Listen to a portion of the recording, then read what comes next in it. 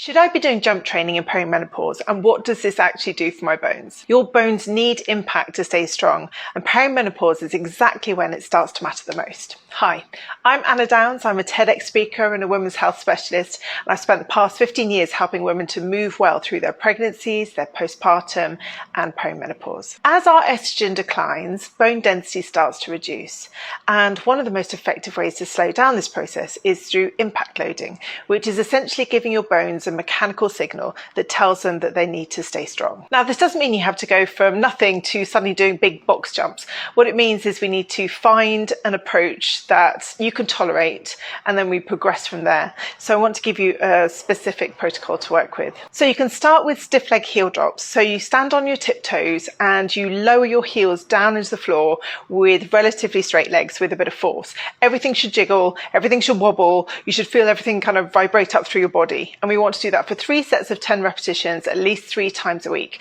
This is a low skill, low impact starting point, and it can create meaningful bone loading signals to give you a chance to see how your pelvic floor and your joints respond before we progress it into something more aggressive. Once that feels comfortable, we're going to progress to on the spot pogo jump. So again, just on the spot. And this is a small rhythmic bounce with a relatively straight leg, making sure that the foot's doing all the work. And again, we want to do 3 sets of 10, 3 times a week.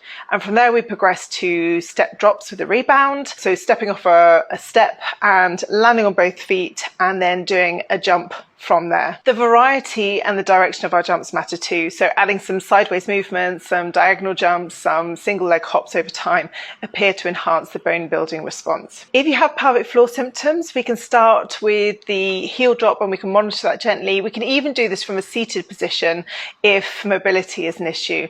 The important thing is that we start. I hope this helps.